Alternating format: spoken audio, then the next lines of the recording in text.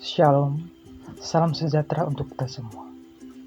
Perkenalkan, nama saya Yohanes Bosco Dokojo, peserta Latsar CPNS Kemendikbudristek Angkatan 104, kelompok 4 tahun 2022. Pada kali ini, saya akan menjelaskan tugas agenda 3 saya, yaitu mengenai 3 isu terkait dengan pelaksanaan tugas dan fungsi di Politeknik Pertanian Negeri Kupang yang belum sesuai dengan tujuan pembelajaran agenda 3.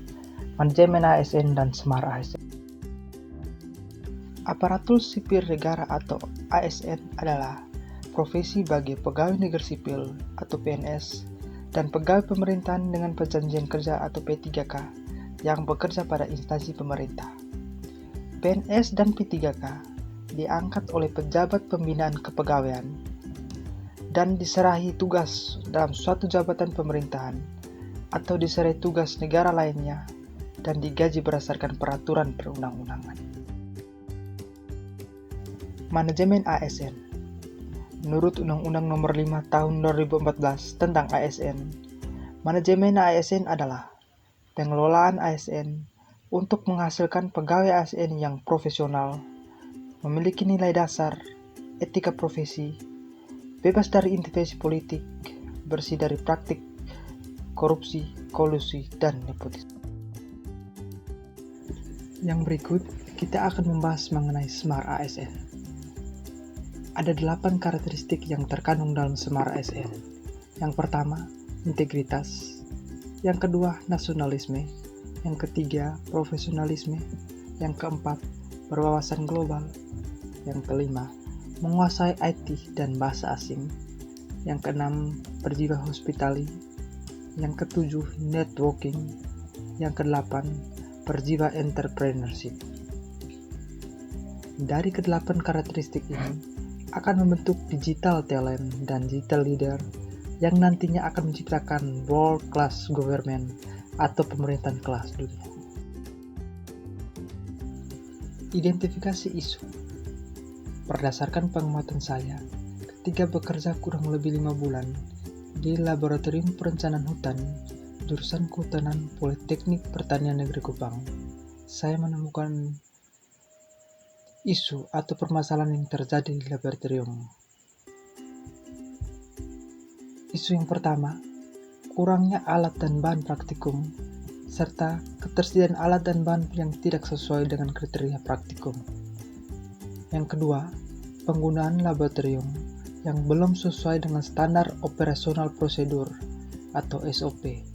Yang ketiga, belum optimalnya penataan dan penyimpanan peralatan laboratorium. Dampak isu.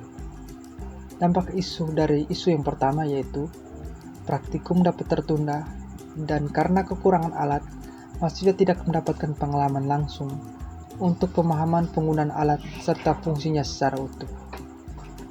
Dampak isu yang kedua yaitu kegiatan praktikumnya terganggu atau tidak berjalan lancar. Dan dampak isu dari isu yang ketiga yaitu kurang efektif dalam kegiatan praktikum, seperti kesulitan dalam pencarian peralatan laboratorium, perawatan dan pemeliharaan alat belum terlaksana dengan baik. Setelah isu-isu ini teridentifikasi, selanjutnya melakukan analisis isu. Analisis isu bertujuan untuk penetapan kualitas isu dan menentukan prioritas isu yang berkualitas di antara isu-isu yang lainnya. Analisis isu yang pertama yaitu analisis isu APKL. Analisis isu APKL adalah alat bantu untuk menganalisis ketepatan dan kualitas isu dengan memperhatikan tingkat aktual, problematik, kekayalan dan layak dari isu-isu yang ditemukan di lingkungan unit kerja. Dari ketiga isu yang dianalisis tersebut, 2 isu diantaranya memenuhi syarat berdasarkan kriteria paling aktual, memiliki tingkat permasalahan yang tinggi, yang berdampak terhadap orang banyak sehingga layak untuk diselesaikan secara tepat dan benar. Adapun isu mengenai kekurangan alat dan bahan praktikum serta ketersediaan alat dan bahan yang tidak sesuai kriteria praktikum tidak layak untuk dibahas, karena hal ini bukan wewenang teknisi laboratorium, melainkan wewenang penyedia alat dan bahan praktik. Dari terpilihnya kedua isu ini, maka selanjutnya dianalisis lagi menggunakan metode USG atau urgensi, seriousness, dan grow yang memiliki interval penskoran. 1. Yaitu sangat tidak mendesak, gawat, dan dampak. 2. Tidak mendesak, gawat, dan dampak. Yang ketiga, cukup mendesak, gawat, dan dampak.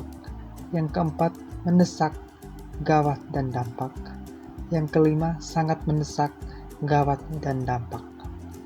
Dari kedua isu ini, isu yang mendapat interval penskoran terbesar yaitu isu kedua, yaitu belum optimalnya penataan dan penyimpanan peralatan laboratorium yang merupakan prioritas pertama dari isu yang lainnya.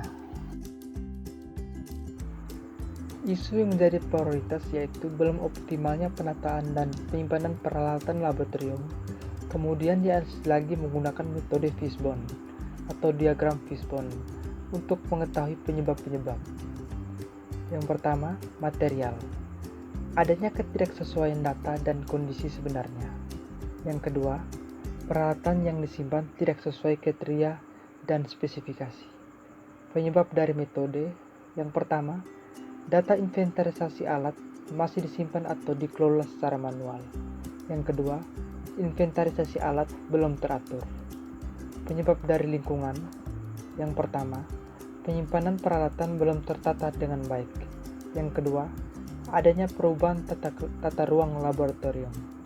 Penyebab dari manusia, kurangnya kompetensi.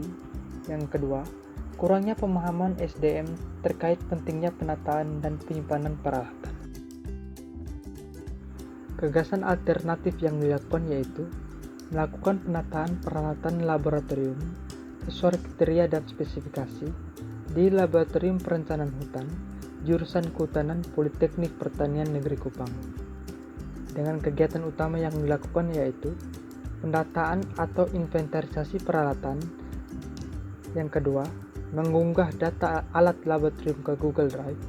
Yang ketiga, melakukan penataan peralatan laboratorium sesuai kriteria dan spesifikasi. Yang keempat, melakukan evaluasi kegiatan. Demikian penjelasan saya terkait isu yang berkaitan dengan manajemen ASN dan Smart ASN. Sekian dan terima kasih.